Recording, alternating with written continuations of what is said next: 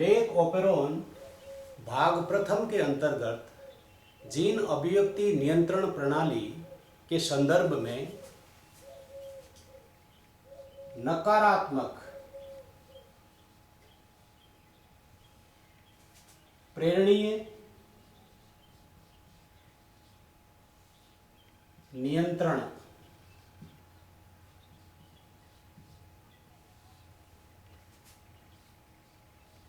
Negative inducible control का अध्ययन किया था। इस प्रणाली के अतिरिक्त भी लेक ओपेरोन में एक अन्य प्रणाली उपस्थित होती है, जिसके कारण यह ओपेरोन और जटिल हो जाता है। इसे अपचयी दमन कैटाबोलाइट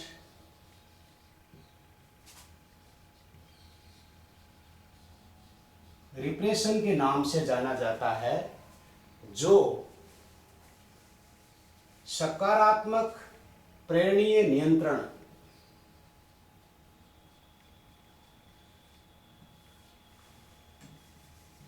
पॉजिटिव इंड्यूसिबल कंट्रोल पर आधारित है। लेक ओपेरोन में 3 संरचनात्मक जीन होते हैं, जो अनुलेखन ट्रांसक्रिप्शन के द्वारा एक पॉलीसिस्टोनिक mRNA का निर्माण करते हैं। ये जीन है लेक जेड, लेक वाई एवं लेक ए। इन संरचनात्मक जीन का नियमन नियंत्रक जीन व डीएनए अनुक्रम के द्वारा होता है। यह है प्रचालक ऑपरेटर, प्रवर्तक,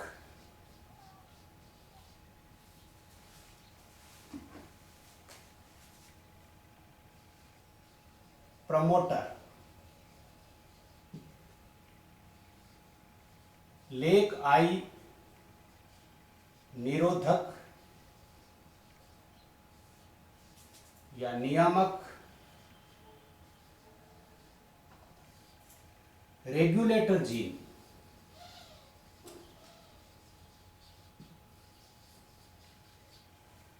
निरोधक जीन के पास स्वयं का प्रमोटर होता है। इस कारण ये अपनी अभिव्यक्ति से दमन,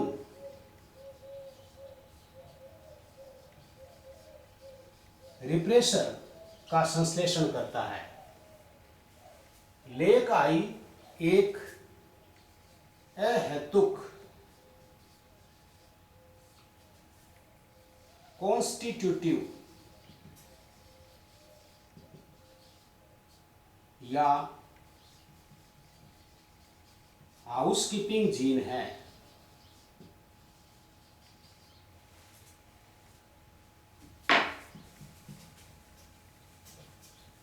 यदि इस्चेरिचिया कोलाई जीवाणु को ऐसे संवर्धन माध्यम में संवर्धित किया जाए जिसमें कार्बन स्रोत के रूप में ग्लूकोज या लैक्टोज या दोनों का मिश्रण उपस्थित हो, तब संरचनात्मक जीन अभिव्यक्ति में भिन्नता प्राप्त होती है। कार्बोहाइड्रेट उपापचय में ग्लूकोज अणु केंद्रीय अणु होते हैं। यही कारण है कि ई कोलाई की कोशिकाएं अन्य शर्करा की तुलना में ग्लूकोज को प्राथमिकता से उपभोग करती है। यदि ई कोलाई कोशिकाओं को ऐसे माध्यम में संवर्धित किया जाए जिसमें ग्लूकोज व लैक्टोज दोनों उपस्थित हो, तो जीवाणु की कोशिकाएं द्विवृद्धि डायओक्सिनिक ग्रोथ कर्व प्रदर्शित करती है।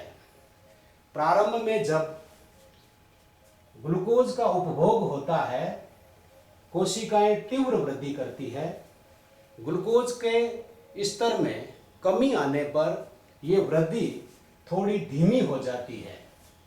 पुनः जब कोशिकाएं लैक्टोज का उपभोग करती है तब तीव्र वृद्धि पुनः प्राप्त हो जाती है।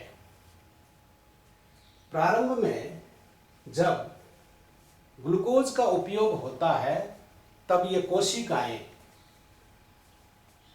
चरघातांकी वृद्धि, एक्सपोनेंशियल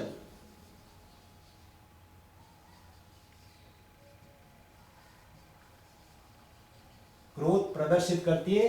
पुनः जब लैक्टोज का उपभोग करती है तब पुनः चरघातांकी वृद्धि प्रदर्शित करती है। इस प्रकार दो भिन्न प्रावस्थाओं में एक्सपोनेंशियल ग्रोथ, चरघातांकी वृद्धि का पाया जाना द्विवृद्धि या डाइऑक्जेनिक ग्रोथ कहलाता है। यदि माध्यम में ग्लूकोज उपस्थित होता है उस दशा में संरचनात्मक जीन की अभिव्यक्ति रुक जाती है। इसे ग्लूकोज प्रभाव, ग्लूकोज इफेक्ट कहा जाता है। यह प्रभाव ग्लूकोज अणु के कारण न होकर ग्लूकोज अणु के अपचयी कैटाबोलाइट के कारण होता है। इस कारण इसे अपचयी दमन, कैटाबोलाइट रिप्रेशन कहलाता है। जब ग्लूकोज की मात्रा माध्यम में कम होती है तब एक असाधारण न्यूक्लियोटाइड साइक्लिक एएमपी का संश्लेषण शुरू हो जाता है। ये साइक्लिक एएमपी एटीपी से एक एंजाइम एडिनाइलेट साइक्लेज की उपस्थिति में होता है। ऐसी कोशिकाएं जो CYA जीन में उत्परिवर्तित होती है, अर्थात एडिनाइलेट साइक्लेज एंजाइम का संश्लेषण नहीं कर पाती है, उनमें संरचनात्मक जीन की अभिव्यक्ति 10 गुना कम हो जाती है।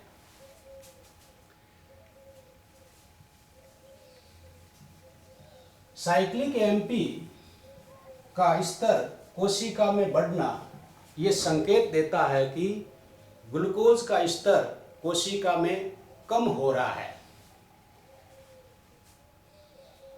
साइक्लिक एएमपी का स्तर बढ़ने से एंजाइम गैलेक्टोसाइडेज की सक्रियता बढ़ती है।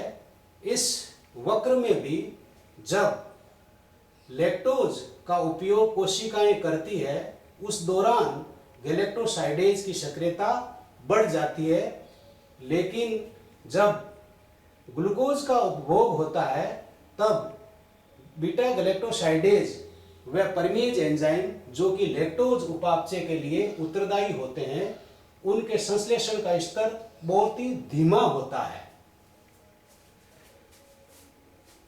यह तथ्य इस बात की ओर इंगित करता है कि साइक्लिक एएमपी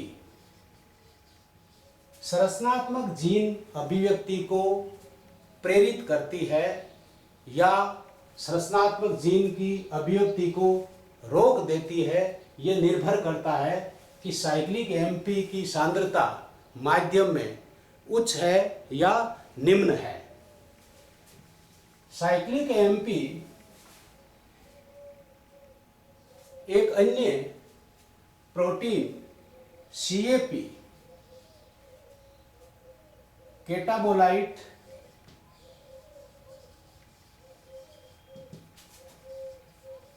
एक्टिवेटर प्रोटीन के माध्यम से अपना प्रभाव दिखाती है।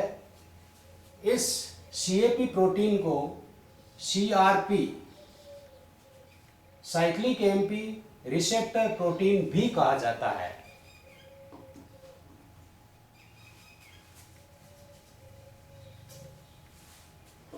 सीएपी एक द्वितीय डाइमर है जिसमें प्रोटीन की 2 यूनिट होती है। दोनों में से एक यूनिट पर साइक्लिक एमपी जुड़ता है। इसके कारण साइक्लिक एमपी सीएपी को निष्क्रिय से सक्रिय बना देता है। अर्थात साइक्लिक एमपी के सीएपी के साथ जुड़ने से जो साइक्लिक एएमपी सीएपी सम्मिश्र कॉम्प्लेक्स बनता है, उसी अवस्था में ही सीएपी सक्रिय रहती है।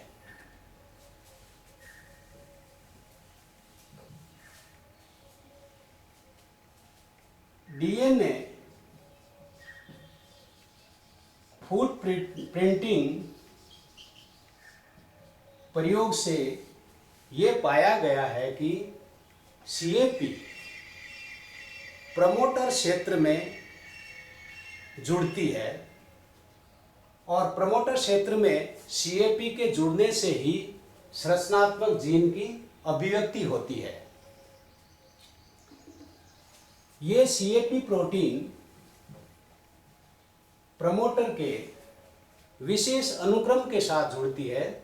हम जानते हैं कि प्रमोटर में कुछ अभिज्ञान अनुक्रम रिकॉग्निशन सीक्वेंस संरक्षित अनुक्रम के रूप में उपस्थित होता है, जैसे -10 पर TAAT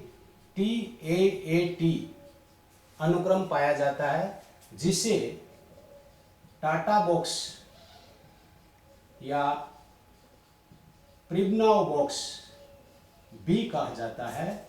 इसी प्रकार -35 पर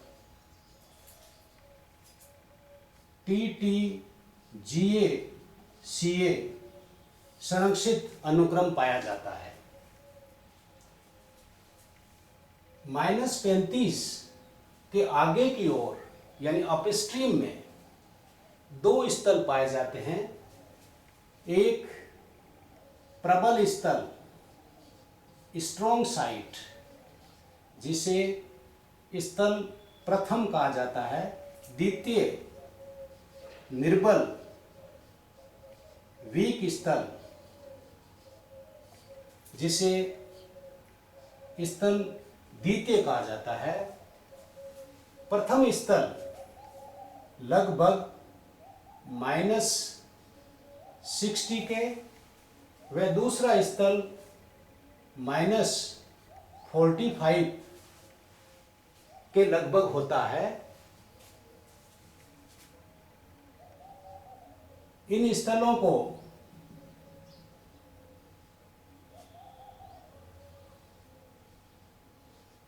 केप स्थल कहा जाता है।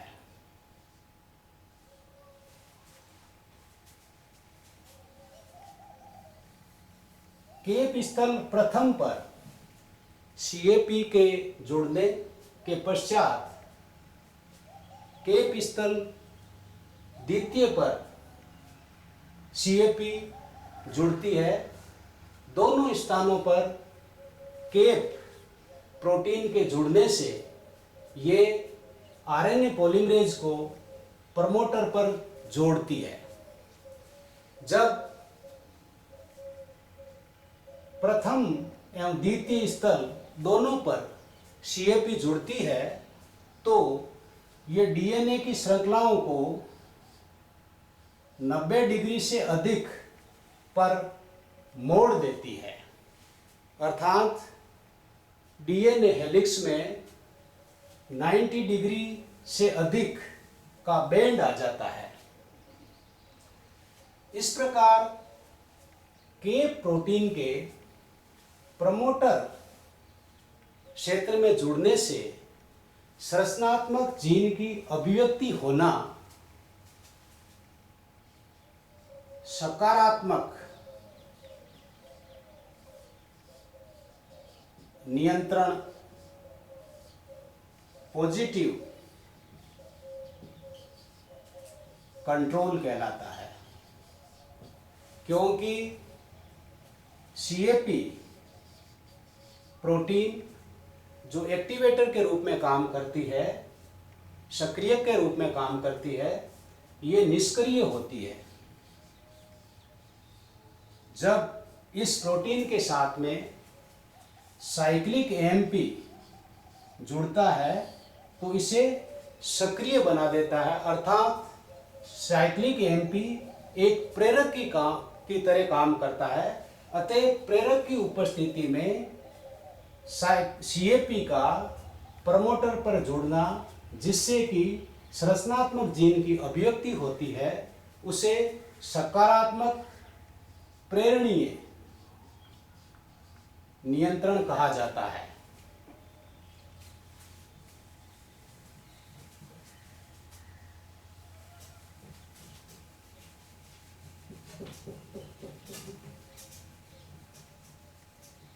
यदि ई कोलाई जीवाणु के संवर्धन माध्यम में ग्लूकोज एवं लैक्टोज की मात्रा को मिलाए जाने के कारण अलग अलग परिस्थितियां उत्पन्न की जाए तो संरचनात्मक जीन की अभिव्यक्ति में अंतर आ जाता है। यह अंतर किस तरह से आता है, इसका हम अब अध्ययन करेंगे। यदि माध्यम में लैक्टोज उपस्थित हो व ग्लूकोज अनुपस्थित हो, उस अवस्था में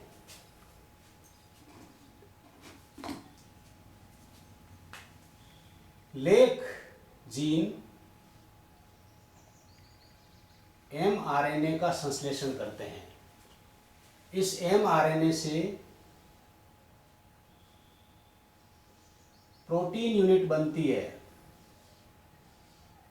जो दमनकारी प्रोटीन, रिप्रेसिबल प्रोटीन कहलाती है।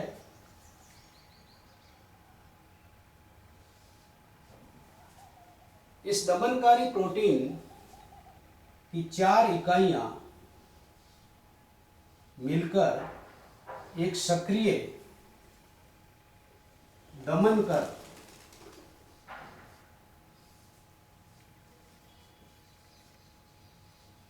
रिप्रेसर का संश्लेषण करती है। क्योंकि माध्यम में लैक्टोज उपस्थित होता है, इस कारण ये लैक्टोज प्रेरक का काम करता है। अतः इस दमनकार प्रोटीन को निष्क्रिय बना देता है। निष्क्रिय रिप्रेसर ऑपरेटर से मुक्त हो जाता है।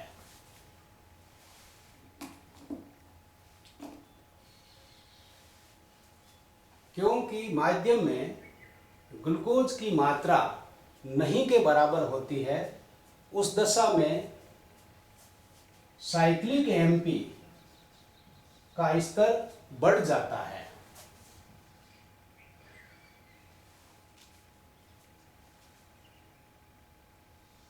सीएपी प्रोटीन जो कि निष्क्रिय होती है, सीएपी की उच्च स्तर में ये सक्रिय हो जाती है। ये सक्रिय हुई सीएपी साइक्लिक एएमपी सीएपी सम्मिश्र के रूप में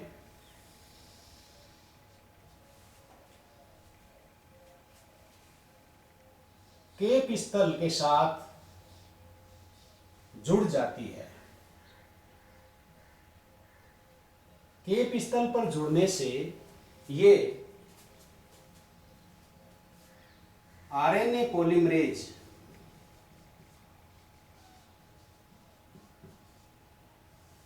को प्रमोटर के साथ में जोड़ देती है। प्रमोटर पर आरएनए पॉलीमरेज की उपस्थिति के कारण संरचनात्मक जीन अनुलेखन द्वारा एमआरएनए का निर्माण करते हैं, क्योंकि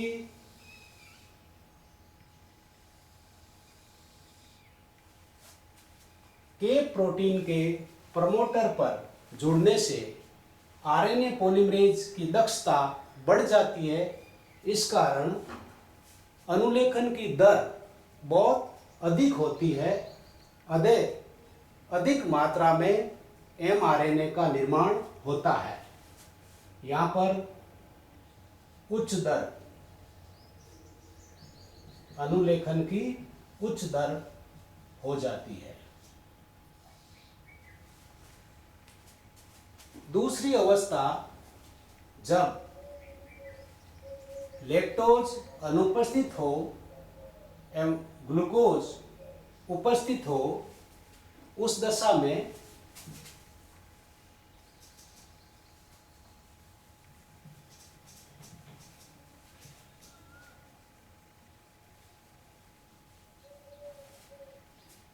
सक्रिय रिप्रेसर या दमन कर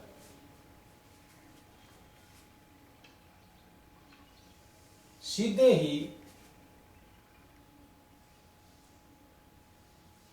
ऑपरेटर पर जुड़ जाता है। ऑपरेटर पर रिप्रेसर के जुड़ने के कारण प्रमोटर पर आरएनए पॉलीमरेज नहीं जुड़ पाता है, क्योंकि ग्लूकोज का स्तर कोशिका में उच्च होता है। इस कारण साइक्लिक एमपी का स्तर बहुत ही कम होता है। कम स्तर के अंदर ये साइक्लिक एमपी सीएपी प्रोटीन को सक्रिय नहीं कर पाती है। इस कारण ये सीएपी प्रोटीन सीएपी स्थल पर नहीं जुड़ पाती है। इस अवस्था में संरचनात्मक जीन की अभिव्यक्ति नहीं हो पाती है, अर्थात अनुलेखन नहीं होगा, क्योंकि आरएनए पॉलीमरेज प्रमोटर के साथ में जुड़ नहीं पाता है, क्योंकि रिप्रेसर प्रोटीन ऑपरेटर पर जुड़ी रहती है।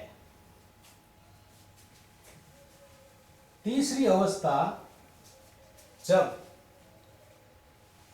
लैक्टोज व ग्लूकोज दोनों उपस्थित हो, उस अवस्था में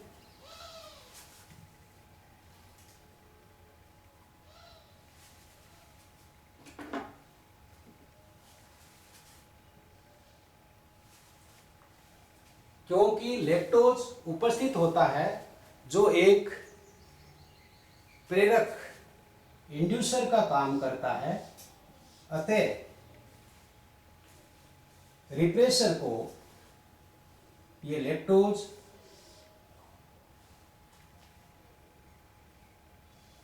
निष्क्रिय बना देता है। निष्क्रिय रिप्रेसर ऑपरेटर से मुक्त हो जाता है, क्योंकि माध्यम में ग्लूकोज उपस्थित होता है। इस कारण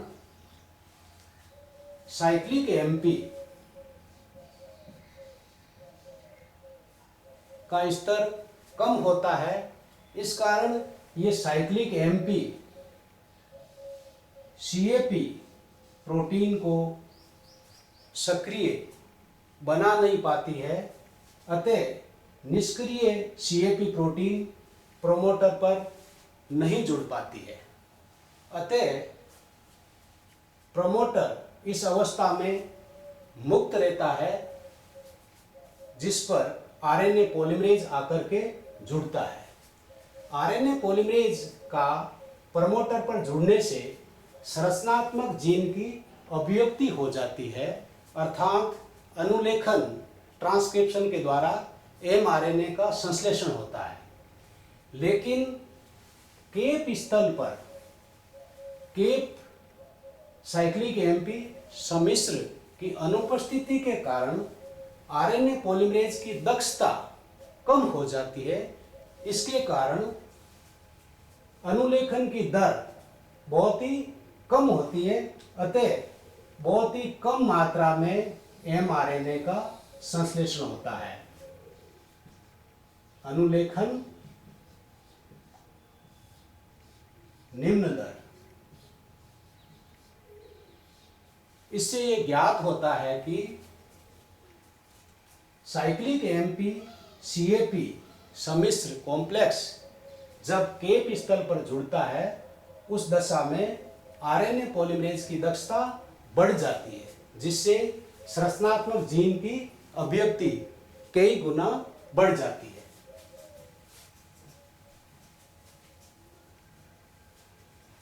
इन तीनों परिस्थितियों को हम सारांश के रूप में इस प्रकार समझ सकते हैं।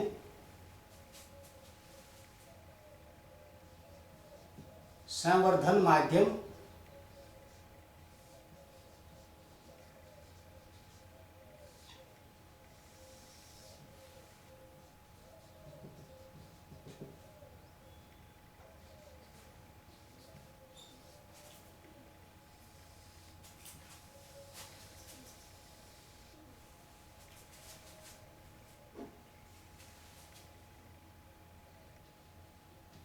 ग्लूकोज उपस्थित हो सकता है,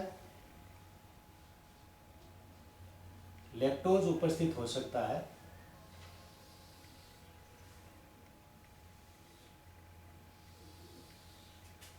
इनकी उपस्थिति में दमन कर रिप्रेसर पर क्या प्रभाव पड़ता है, साइक्लिक एएमपी की सांद्रता किस तरह से परिवर्तित होती है, सीएपी प्रोटीन की सक्रियता पर क्या प्रभाव पड़ता है और इन प्रभावों से अनुलेखन की दर कैसे प्रभावित होती है, ट्रांसक्रिप्शन की रेट किस प्रकार प्रभावित होती है। यदि माध्यम में केवल लैक्टोज उपस्थित हो उस दशा में दमन कर निष्क्रिय हो जाता है, क्योंकि प्रेरक की उपस्थिति में रिप्रेसर इनएक्टिव हो जाता है। क्योंकि माध्यम में ग्लूकोज अनुपस्थित है, साइक्लिक एएमपी का स्तर बढ़ जाता है, उच्च स्तर। साइक्लिक एएमपी का उच्च स्तर होने से के प्रोटीन सक्रिय हो जाती है। सक्रिय के प्रोटीन प्रमोटर के केप स्थल पर जुड़ जाती है, जिससे आरएनए पॉलीमरेज की सक्रियता बढ़ जाती है, अतः उच्च दर पर अनुलेखन प्राप्त होगा। दूसरी अवस्था, जब ग्लूकोज उपस्थित हो व लैक्टोज अनुपस्थित हो, उस दशा में क्योंकि प्रेरक नहीं होता, इस कारण दमन कर सक्रिय बना रहता है। साइक्लिक एएमपी की मात्रा ग्लूकोज की अधिक मात्रा में ये निम्न स्तर पर पाई जाती है। साइक्लिक एएमपी का निम्न स्तर के प्रोटीन को सक्रिय नहीं कर पाता है, इस कारण ये निष्क्रिय बनी रहती है। क्योंकि दमन कर सक्रिय होकर के ऑपरेटर पर जुड़ जाता है, जिससे प्रमोटर पर आरएनए पॉलीमरेज नहीं जुड़ पाता। इस कारण इस अवस्था में अनुलेखन नहीं होगा। तीसरी अवस्था, जब ग्लूकोज व लैक्टोज दोनों उपस्थित होते हैं, उस अवस्था में क्योंकि प्रेरक लैक्टोज माध्यम में उपस्थित है, इस कारण दमनकर को ये निष्क्रिय कर देता है, जिसके कारण ये ऑपरेटर पर जुड़ नहीं पाता है। क्योंकि माध्यम में ग्लूकोज उपस्थित रहता है, इस कारण साइक्लिक एमपी का निम्न स्तर होता है।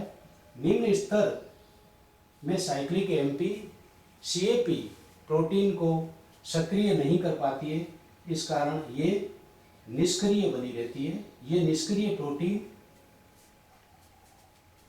प्रमोटर के केप स्थल पर जुड़ नहीं पाती है। यद्यपि दमन करके निष्क्रिय होने के कारण आरएनए पॉलीमरेज प्रमोटर पर जुड़ जाता है, लेकिन केप प्रोटीन के केप स्थल पर नहीं होने के कारण इसकी दक्षता कम होती है। यही कारण है कि अनुलेखन होता तो है, लेकिन अनुलेखन की दर है वो निम्न दर प्राप्त होती है। इस प्रकार हमने देखा कि ग्लूकोज व लैक्टोज की उपस्थिति संरचनात्मक जीन की अभिव्यक्ति को किस तरह से प्रभावित करती है। धन्यवाद।